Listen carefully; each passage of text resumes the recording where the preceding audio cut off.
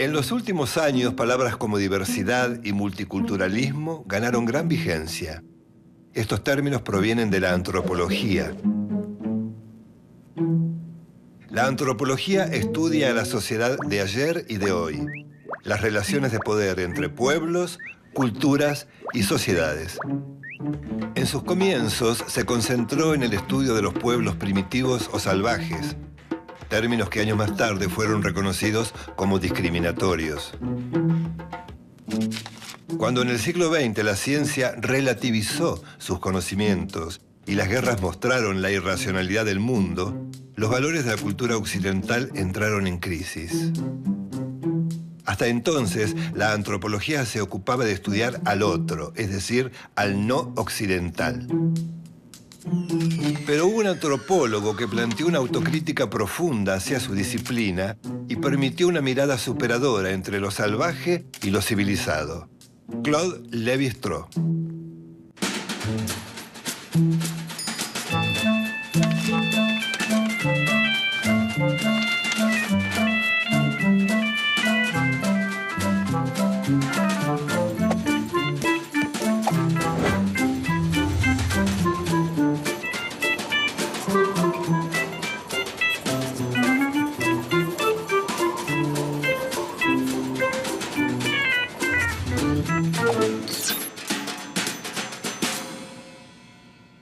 Lévi-Strauss fue quien acuñó conceptos como diversidad cultural, que refiere a la convivencia entre distintas culturas, y multiculturalidad, que parte del reconocimiento del derecho a ser diferente y del respeto entre los diversos colectivos culturales. Sus estudios sobre los mitos, sobre los sistemas de parentesco y sobre el tabú del incesto establecieron una continuidad entre lo primitivo y lo civilizado. Lévi-Strauss cree que el individuo se relaciona con su entorno a partir del pensamiento, no por instinto o por necesidad de preservación. Por lo tanto, es imposible separar la naturaleza de la idea de cultura, como hacía el pensamiento clásico. Para él todo es cultura. Claude Lévi-Strauss nació en Bruselas en 1908. Estudió filosofía y se dedicó a la docencia en Francia. En 1934 viajó a la Universidad de Sao Paulo, en Brasil, donde estudió a los indígenas del Mato Grosso. Ese primer contacto lo llevó a abordar sus estudios sobre las costumbres de las tribus Bororo y Cadubeo. Luego fue profesor visitante en la Escuela de Estudios Sociales de Nueva York y director asociado del Museo del Hombre en París. Por esos años publicó sus primeros libros. Desde un comienzo prefirió llamar ágrafos, es decir, sin escritura, a los llamados pueblos primitivos. Entre muchos fenómenos, estudió el totemismo.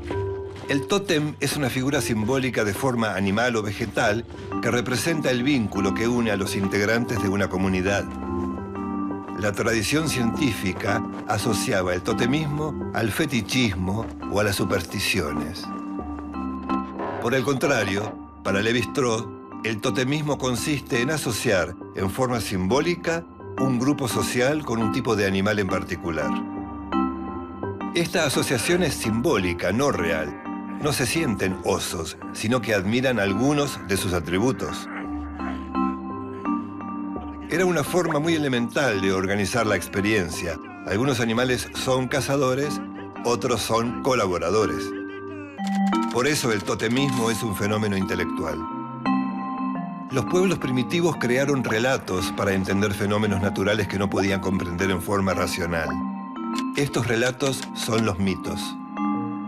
Los mitos son relatos transmitidos por vía oral, anónimos, y su origen se pierde en el tiempo. A pesar de su aparente incoherencia, llaman la atención por su inventiva y su imaginación desenfrenada. Nacen de la necesidad del hombre de crear instrumentos para procesar problemas lógicos, de inventar una estructura de imágenes que confiera sentido al resto del mundo. Reescribir de acuerdo a los contenidos. Así poder explicar fenómenos como, por ejemplo, la maternidad. Los mitos sirven para remediar ciertas contradicciones que una cultura no puede resolver. son una lente de aumento sobre cómo pensaron los hombres en su evolución. Lévi-Strauss dice que esas estructuras mentales que conforman una cultura no son patrimonio de la civilización, sino del hombre. La mente transforma la experiencia concreta en ideas abstractas. Estas ideas abstractas son las estructuras. Es decir, las estructuras son modelos para estudiar la realidad. El concepto de estructura lo lleva a definir su disciplina como antropología estructuralista, también llamada estructuralismo social. Lévi-Strauss dice que las estructuras no son manifestaciones concretas de la realidad, sino que son modelos mentales de la realidad. Por ejemplo, una maqueta, que es un modelo, permite visualizar el puente que se desea construir. El hombre primitivo apela a los elementos de su experiencia para construir esos sistemas simbólicos como si fueran maquetas. Las estructuras también le sirven a Lévi-Strauss para estudiar las uniones matrimoniales de los pueblos primitivos. En una sociedad determinada surge la necesidad de que los hombres intercambien sus mujeres con otras sociedades. Este intercambio busca hermanar distintos clanes para asegurar la supervivencia, en términos de evitar enfrentamientos. Para Lévi-Strauss, el surgimiento del lenguaje o pensamiento simbólico puso en marcha el sistema de reciprocidad que posibilita el intercambio de bienes, objetos y mujeres. Con el intercambio de mujeres, el parentesco se da a través de la alianza entre dos familias por medio del matrimonio. De esta manera se rompe el vínculo de antepasado común que se daba en los grupos cerrados. Esta alianza constituye un fenómeno cultural. Cada hombre puede acceder a muchas mujeres, pero no puede acceder a todas las mujeres. Esta prohibición promueve el intercambio y produce un fluir de mujeres. Este fluir se produce para evitar el tabú del incesto. Se llama tabú del incesto a la prohibición a unirse sexualmente entre padres e hijos y de hermanos entre sí. El pensamiento clásico justificaba esa prohibición en un hecho biológico. Durkheim, el creador de la sociología, vinculó la prohibición del incesto con una censura religiosa. Otros pensadores adjudicaron esa prohibición a la incapacidad del ser humano de excitarse con un pariente. Lévi-Strauss dice que no se trata de una imposición natural, sino cultural. El incesto impone reglas, hábitos y mandatos que no dependen de la naturaleza. Por lo tanto, se transforma en cultura. La función primordial del tabú del incesto es obligar a que los individuos se casen con miembros de otros grupos. A partir del tabú del incesto, un pueblo establece sus normas y sus prohibiciones. Ese nuevo orden es la cultura. De esta manera concluye que la forma de pensar del hombre primitivo y del hombre moderno son similares. Diferentes grupos indígenas clasifican plantas y frutos en función de colores, olores y sabores. El pensamiento sirve para oponer, clasificar, separar, jerarquizar y unir los elementos del mundo. La particularidad del pensamiento salvaje es que parte de la observación de lo concreto. El águila vuela, el gorrión vuela, la golondrina vuela. Así se llega a la abstracción. Hay animales que vuelan. Lévi-Strauss dice que el pensamiento salvaje, que él llama mágico, y el pensamiento científico son formas diferentes de abordar el conocimiento.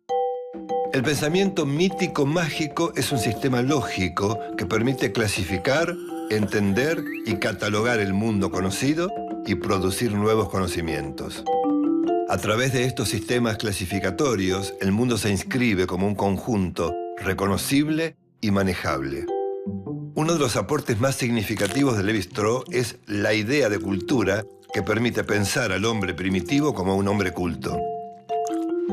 Es decir, un hombre que piensa y razona para vivir en el mundo es un hombre culto. Estudiar a los pueblos primitivos permite estudiar la naturaleza de las sociedades. Sus pensamientos están reunidos en varios libros. el pensamiento salvaje y el totemismo en la actualidad, entre otros. Su serie Mitológicas, que comprende lo crudo y lo cocido, de la miel a las cenizas, el origen de las maneras en la mesa y el hombre desnudo.